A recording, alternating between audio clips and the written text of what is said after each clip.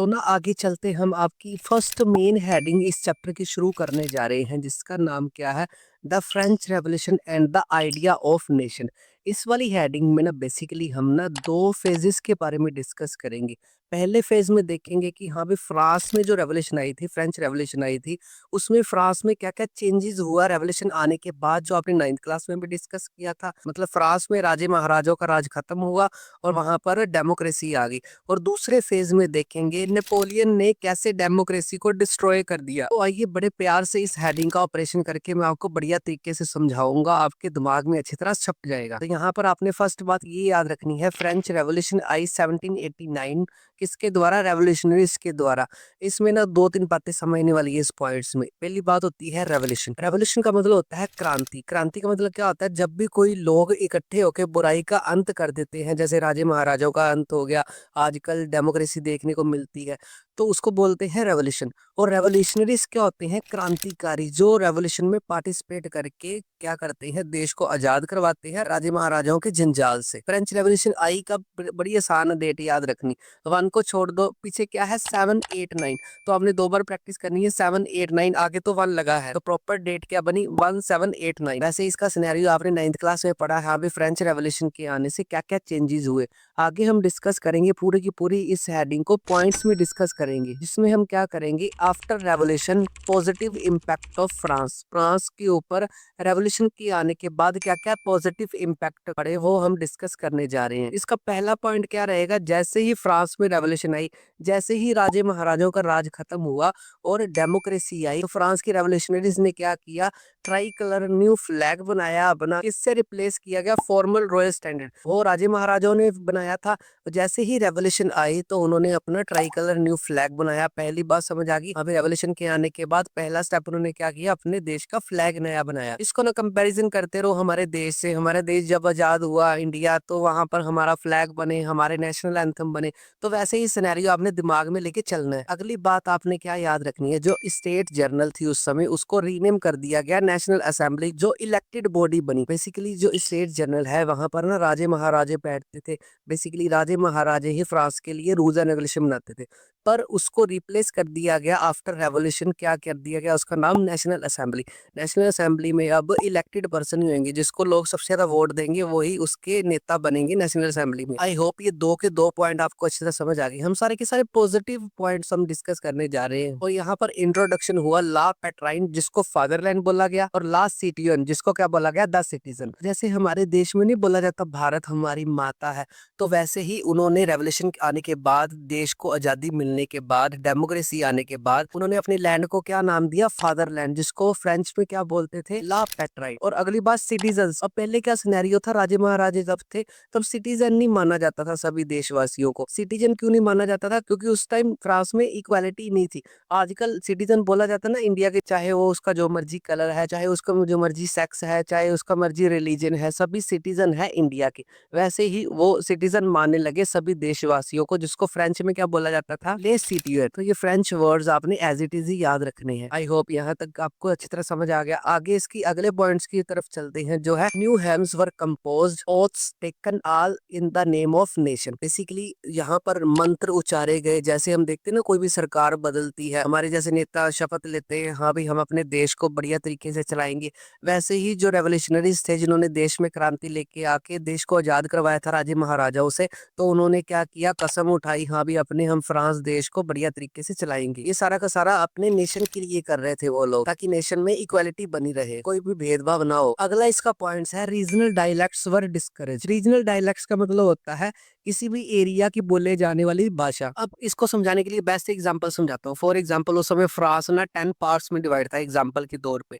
तो बेसिकली अगर ये 10 के 10 पार्ट क्या है, अपनी अपनी लैंग्वेज को ही बढ़िया बोले, सभी बोले हाँ भी मेरी लैंग्वेज बढ़िया है, और सभी बोले कि हाँ भी हमारी ही लैंग्वेज को प्रेफरेंस देनी चाहिए। तो उन्होंने रीजनल डायलेक्ट्स थी ना, उसको डिस्करेज किया। उसको क्या किया, हाँ भी ये रीजनल डायलॉग खिचड़ी वगैरह नहीं चलेगी। लैंग्वेज में कॉन्फ्लिक्ट्स को कम करने के लिए रीजनल डायलेक्ट्स को डिस्करेज किया गया। ऐसा नहीं बोला गया कि हाँ भी तेरी ही लैंग्वेज बेस्ट है, ऐसे नहीं बोला गया हाँ भी उस पार्ट की ही लैंग्वेज बेस्ट है। बस आपने ये पॉइंट ऐसे ही याद रखना है, जो रीजनल डायलेक्ट्स थी, जो उस एरिया, किसी भी एरिया की भाषाएं थी, उनको डिस्करेज किया गया, ताकि एक ही नेशन की एक ही लैंग्वेज हो और सभी मिलजुल के रहें। तो अगला पॉइंट है, फ्रांस जो लैंग्वेज है ना, उसको नेशनल लैंग्वेज बना दिया गया। मतलब मतलब फ्रांस में रहने वाले फ्रेंच सबसे ज़्यादा बोलते थे, तो उसको नेशनल लैंग्वेज बना दिया। ऐसा नहीं कि दूसरी लैंग्वेज के साथ लोग बुरा करते थे, बस वो लड़ाई झगड़े को कम करने की कोशिश करते थे जो भी रेवोल्यूशनरीज़ थे। अगला पॉइंट है concept of nation states emerge.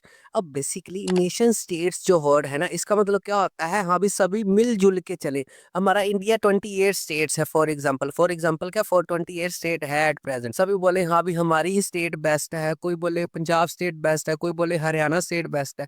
तो ऐसे लड़ाई झगड़े इंडिया में बढ़ सकते हैं। तो नेशन स्टेट का मतलब क्या होता है, एक ही देश मिलजुल के रहे, चाहे वो कितने ही पार्ट्स में क्यों ना डिवाइड हो। इसमें लोगों की कॉमन आइडेंटिटी भी एमर्ज हुई। कॉमन आइडेंटिटी का मतलब क्या होता है, फॉर एग्जाम्पल अगर क्लास में बैठे हैं 4-5 बच्चे, तो मैं पूछूं हाँ भी बच्चों आप अपनी इंट्रोडक्शन दो, कोई बोले हाँ भी सर मैं पंजाब से हूँ, कोई बोले मैं तमिल से हूँ, कोई बोले मैं हरियाणा से हूँ, और लास्ट वाला बच्चे बोले हाँ भी सर मैं इंडिया से हूँ। तो इसमें से सुनने में अच्छा कौन सा लगा, जो इंडिया को रिप्रेजेंट करता है। हाँ भी वो ऐसा नहीं बोलता हुआ मैं इस स्टेट से हूँ, कोई अपनी स्टेट को बेहतर बनाने की कोशिश कर रहा है। इसने इंडिया बोल दिया ना, तो वो क्या है, नेशन स्टेट्स को रिप्रेजेंट करता है। और कॉमन आइडेंटिटी है, हमारी कॉमन आइडेंटिटी क्या है, हम इंडियंस है। ऐसे नहीं है मैं पंजाब में रहता हूँ तो पंजाबी हूँ।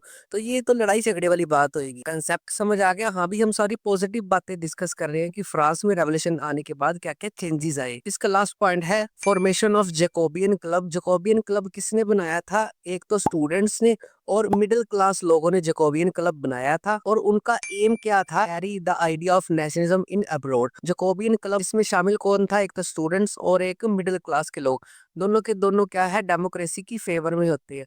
तो बेसिकली ये वाला आइडिया है जो फ्रांस में रेवोल्यूशन आई, उनका ये मानना था अभी हो जो फ्रांस में रेवोल्यूशन आई, इतनी अच्छी अच्छी सारी चीजें हो गई, तो हम क्या करें आगे अब्रॉड, अब्रॉड मतलब बाहर वाले देशों को भी इंस्पायर करें।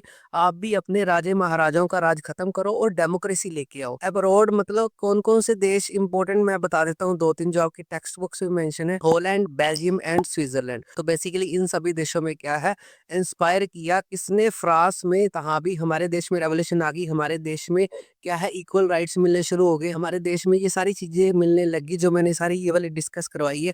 आप भी अपने देश में राजे महाराजे को राज खत्म करो और डेमोक्रेसी लेके आओ। यहाँ पर लोगों को इंस्पायर किया गया। क्वेश्चन क्या आएगा आपको यहाँ पर, लॉन्ग बन के आएगा हमें फ्रांस में जो रेवोल्यूशन आई उसमें क्या क्या चेंजेस आए, ये सारे सारे लिख देना, या इन सभी के ऊपर पर्टिकुलर एक एक क्वेश्चन आ जाएगा, तो आपको कोई भी दिक्कत और परेशानी की बात नहीं होगी। यहाँ पर ना मैं आपको यूरोप दिखाता हूँ। यूरोप, ये वाला यूरोप है ना, इसमें बहुत सारी कंट्रीज है। हमारे चैप्टर का नाम क्या है, rising of nationalism in Europe. तो यूरोप में नेशनलिज्म, देशभक्ति की भावना पैदा हुई, वो किसने पैदा की, उसका बीज क्या है, फ्रांस। ये देख रहा है ना आपको, फ्रांस, फ्रांस में रेवोल्यूशन आई और फ्रांस में बहुत सारे जैकोबियन क्लब भी बने हैं जो हमने पीछे डिस्कस कर लिया। तो उन्होंने आगे बहुत सारी कंट्रीज को इंस्पायर किया, हाँ भी आप भी अपने देश में रेवोल्यूशन लेके आओ। तो इसके चलते हुए पूरे के पूरे यूरोप में कैसे रेवोल्यूशन आई, कैसे राजे महाराजाओं का राज खत्म हुआ, वो जब आपको चैप्टर लास्ट तक हो जाएगा आपको अच्छी तरह समझ आ जाएगा। आई होप ये मैप वाला कंसेप्ट आपको बेसिक समझ आ गया। अब हम बढ़ते हैं इसी हेडिंग के सेकंड फेज, जिसमें हम किसके बारे में डिस्कस करेंगे, नेपोलियन के बारे में डिस्कस करने जा रहे हैं। तो नेपोलियन को जानने से पहले ना मैं आपको पिक्चर दिखा देता हूँ। ये है नेपोलियन अंकल।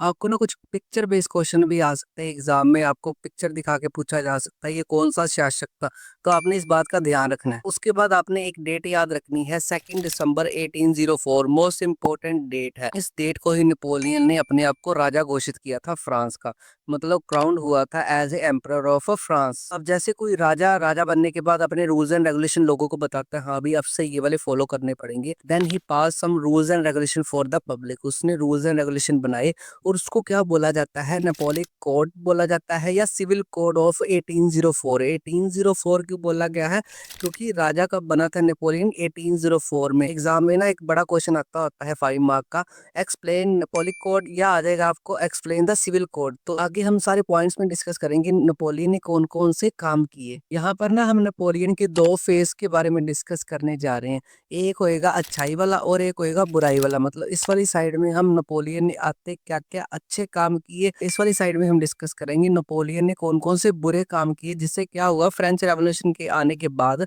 नेपोलियन ने क्या किया, डेमोक्रेसी को डिस्ट्रॉय कर दिया। सबसे पहले डिस्कस करते हैं नेपोलियन की अच्छे क्या क्या काम किए उसने राजा बनते ही एक पहला काम क्या किया, privileges based on the birth has been taken away. मतलब जो प्रिविलेजेस थी, जो सुख सुविधाएं थी, जो जन्म के आधार पे राजा महाराजाओं के या कोई भी इंपॉर्टेंट पर्सन्स के बच्चों को मिलती थी, उसने वापस ले ली। मतलब अब उसके टाइम पीरियड में क्या है कि सिर्फ कैपेबल बंदे को ही वो काम मिलेगा जो उसके लायक है। ऐसा नहीं है कि बर्थ के आधार पे जिसको सुख सुविधाएं मिल रही हैं, मतलब जो भी सरकारी नौकरियां फॉर एग्जांपल, वो सिर्फ और सिर्फ राजा और राजाओं के रिश्तेदारों को मिलेगा, नहीं, जो कैपेबल होगा उसको मिलेगा। दूसरा काम उसने क्या किया, एस्टेब्लिशमेंट की इक्वालिटी बिफोर लॉ।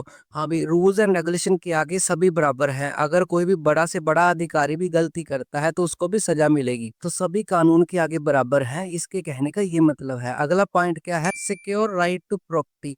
पहले क्या होता था, राजा महाराजे किसी की भी जमीन को, किसी की प्रॉपर्टी को हड़प लेते थे, अपने कब्जे में कर लेते थे।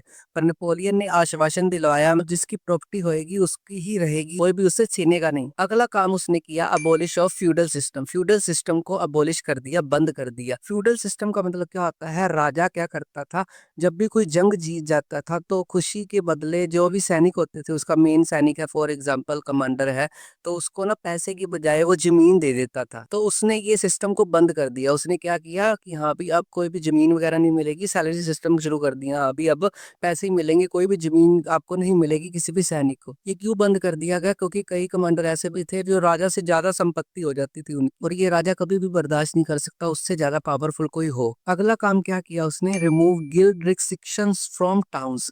गिल्ड मतलब क्या होता है, जो व्यापारियों के संगठन को बोलते हैं।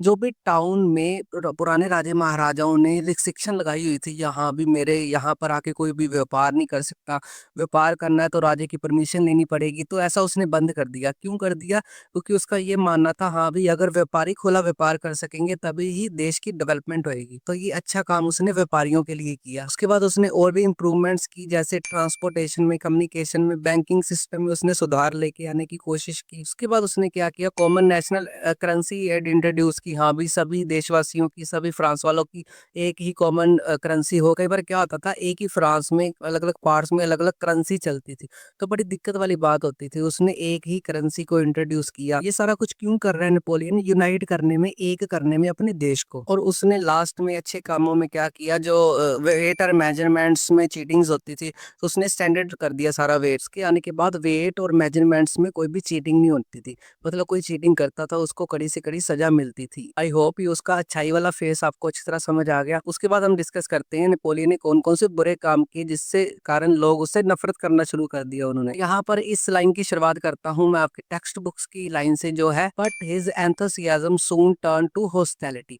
मतलब जो उसका एंथुसियाज्म था, जो उसका जोश था, तो उसने जोश जोश में बुरे काम करने शुरू कर दिए। हॉस्टिलिटी लिखा है ना, हॉस्टिलिटी का मतलब होता है शत्रु बन जाना। वो लोगों का शत्रु, दुश्मन बन गया। वो कैसे बन गया, पहले पॉइंट कैसे पता चलता है हाँ भी वो बुरा बन गया, उसने टैक्सेशन को इंक्रीज कर दिया। जितने भी टैक्स थे उसने आके इतने ज्यादा बढ़ा दिए, लोग तंग आके परेशान हो गए। अगली बात, इम्पोज सेंसरशिप। उसने सेंसरशिप इम्पोज कर दी। सेंसरशिप का मतलब क्या होता है, जब भी कोई भी स्टेट का हेड होता है या तो किंग होता है, वो क्या करता है, अपने खिलाफ मीडिया में कुछ नहीं सुन सकता, जैसे न्यूज़पेपर में, बुक्स में, अगर उसके खिलाफ कोई लिखता था तो उसको मरवा भी देता था ये नेपोलियन। अगला पॉइंट, उसने फोर्सली क्या करना शुरू कर दिया, अपने आर्मीज में लोगों को भर्ती करना शुरू कर दिया। तो बेसिकली उसने रूल बना दिया, हाँ भी एक फैमिली से एक बंदा मेरे को चाहिए चाहिए अपनी फोर्स में, अपनी आर्म में। उसने ऐसा क्यों किया, उसका ये मानना था किसी भी राजा की आर्मी सबसे बड़ी होगी तो उसको कोई भी हरा नहीं सकता। तो उसने रूल ही पास कर दिया, हाँ भी धक्के से एक ना एक तो बंदा देना ही पड़ेगा फैमिली का, ये रूल बना दिया। तो लोग उससे परेशान हो गए। उसके बाद उसने कब्जा करना शुरू कर दिया। हमने पीछे देखा ना, फ्रेंच रेवोल्यूशन आते ही लोगों को उसका राइट्स मिले, सारे प्रॉपर तरीके से देश चलने लग गया। तो इसने आते ही कब्जा शुरू करना शुरू कर दिया। कहाँ कहाँ पर उसने कब्जा किया, पोलैंड, बेल्जियम, स्विट्जरलैंड, इटली। कब्जा करने के बाद उसने जितने भी फ्रांस के रूल्स है ना, वो उनके ऊपर लागू कर दिए। मतलब इनको भी फ्रांस के रूल्स एंड रेगुलेशन मानने पड़ेंगे जैसे ही वो चेंज करेगा, जिसके चक्कर में फ्रांस के साथ साथ बाकी देशों के लोग भी इससे क्या होने लगे, नफरत करने लग गए। तो लास्ट में हम इसका रिजल्ट ये निकाल सकते हैं, नेपोलियन ने डेमोक्रेसी को डिस्ट्रॉय कर दिया, जो फ्रेंच रेवोल्यूशन में उन्हें पीछे पड़ी है। इसका फुल फ्लैज एक लॉन्ग क्वेश्चन बनता होता है, नेपोलियन सिविल कोड को एक्सप्लेन करो। तो ये सारी चीजों को एक्सप्लेन कर दोगे, वैसे भी आपको नोट्स में धमाकेदार कंटेंट मिलेगा, आपको कहीं और कोई और बुक पढ़ने की जरूरत नहीं पड़ेगी। आई होप ये फर्स्ट हेडिंग आपको अच्छी तरह समझ आ गई।